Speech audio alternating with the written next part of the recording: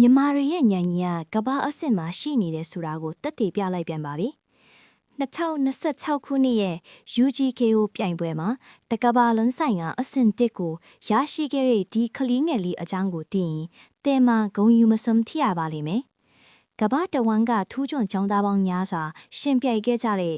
Unicus General Knowledge Olympiad UGKO 2026မှာတကဘာလုံးဆိုင်ရာအဆင့်